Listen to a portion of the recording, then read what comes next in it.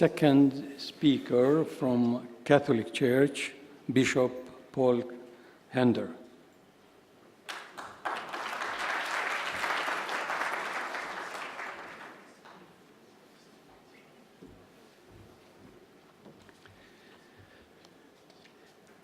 Good morning, dear friends.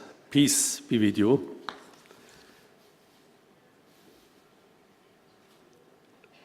Pope Paul VI, who was Pope from 63 to 78 in the last century, once said, "If you want peace, work for justice." And where do we learn that, if not in our own family? And that's what I would like to speak about.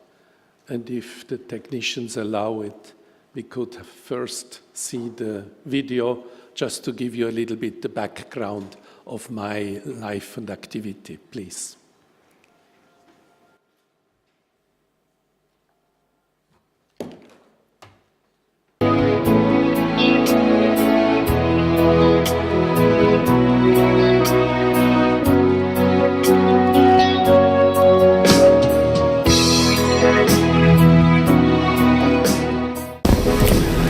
Throughout the centuries, the Catholic Church tries to follow Jesus Christ in doing works which radiate the goodness of God. She proclaims the good news of God's love for all humanity and defends the dignity of every human person. The Church has worked extensively in the field of health care, education, and in upholding the dignity of the human person. She works through her many charitable wings to reach hundreds of thousands of the sick, the abandoned, the destitute, the dying, those displaced by war or conflict, irrespective of nationality, race, color, or religion. In the Arabian Peninsula, the Catholic Church has an estimated 2.5 million residents. The territorial jurisdiction of the Vicariate of Northern Arabia governs Catholics in the countries of Bahrain, Kuwait, Qatar, and Saudi Arabia, while the Vicariate of Southern Arabia governs Catholics in the countries of the United Arab Emirates, Oman, and Yemen, with the seat of the bishop in Abu Dhabi. Bishop Paul Hinder belongs to the Capuchin Franciscan order and hails from Switzerland. In the Southern Vicariate, the Church is active, providing pastoral support for almost 1 million members through 15 parish communities in the 3 countries. 100 priests and religious sisters serve in the fields of education and pastoral care. They are supported in their pastoral work by the many dedicated lay volunteers who help them to minister to the large congregations in the various metropolitan cities. 2015 was an important year for the Catholic Church, a year that was focused on the family. Pope Francis convened an extraordinary synod, a meeting of a great number of bishops and lay auditors representing Catholics worldwide to discuss the many challenges that families today are called to face. At the conclusion of the synod, the Holy Father urged the world to appreciate the importance of the institution of the family and of marriage between a man and a woman based on unity and indissolubility, and valuing it as the fundamental basis of society and human life. A difficult position. I'm speaking first of all about the expatriates. They live in a place where they do not belong and cannot remain. They come from a place they may hardly know. They will probably go on to study in a country as yet unknown to them. Where is home for them? Where is security? Where can peace be found? I speak about the expatriate community, but the number of expatriates is such that the indigenous society can hardly be unaffected. We heard it before. Every part of the larger society in which we live is out of kilter. maybe not more so than in many other places in the world, but that makes no difference to the circumstances in which we live. How can we best reach our youth and our parents?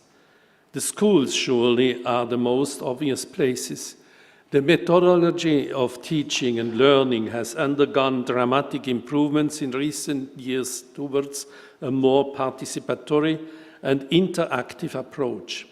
In addition, I think we must spend more than we do on easily available professional counselors for both pupils and parents. I mean professional.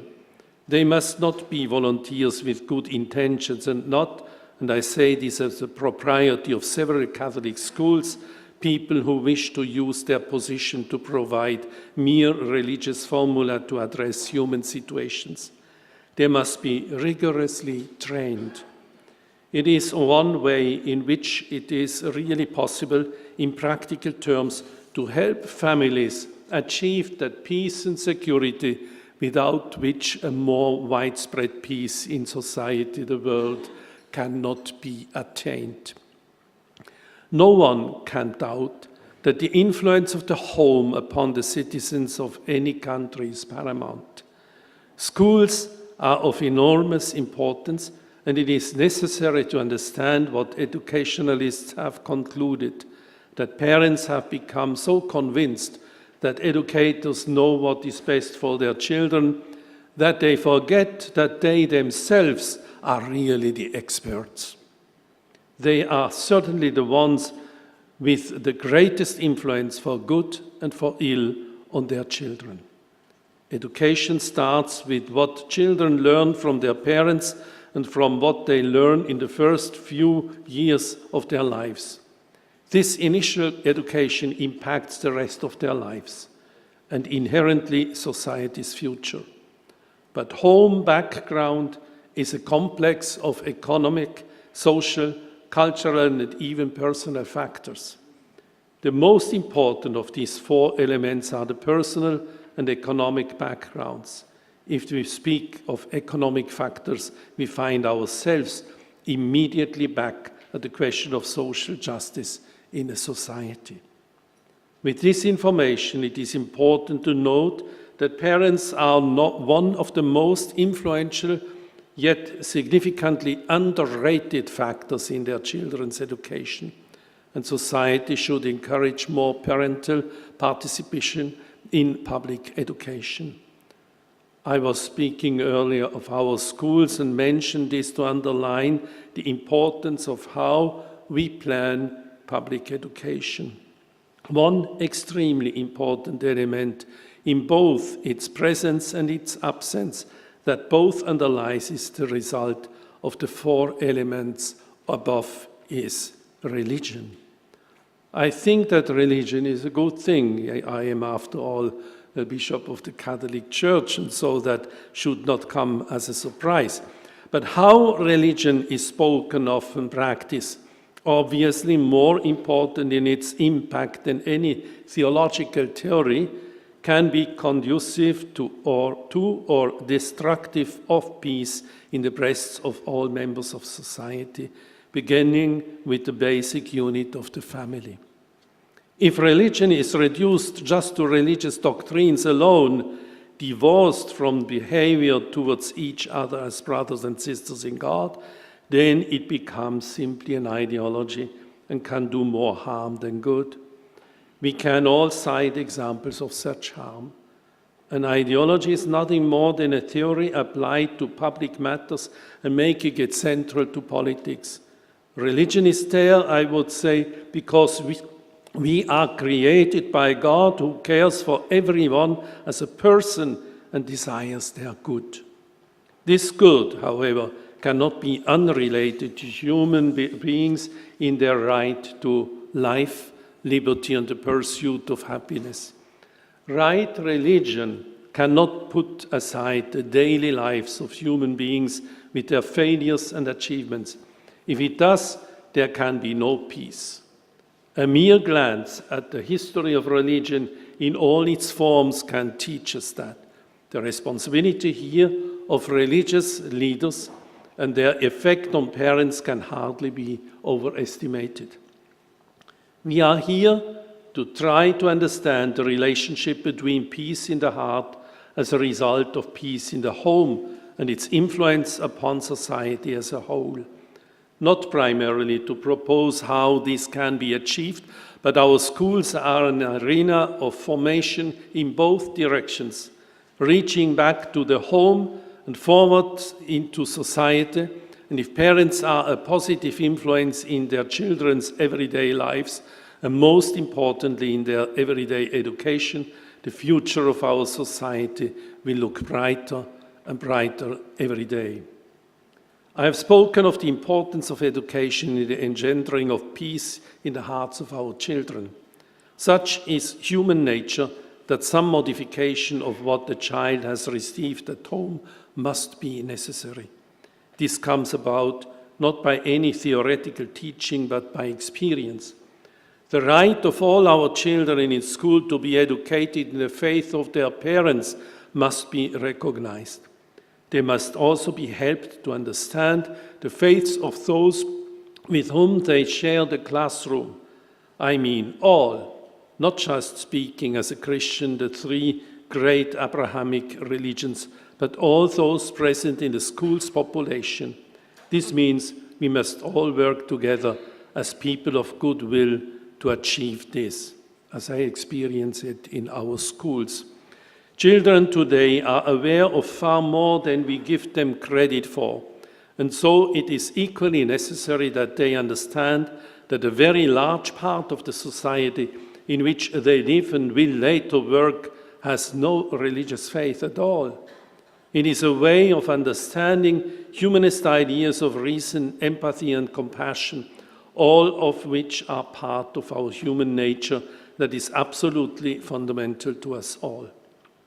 Even in terms of successful living, and who does not want their child to be a good human being, it must be enriching to have friends of all beliefs. Once you have a friend of another religion, nation, or race, you can never speak badly again in general terms of those other people. The foundations for peace laid in this way can never be built with blocks of theoretical knowledge.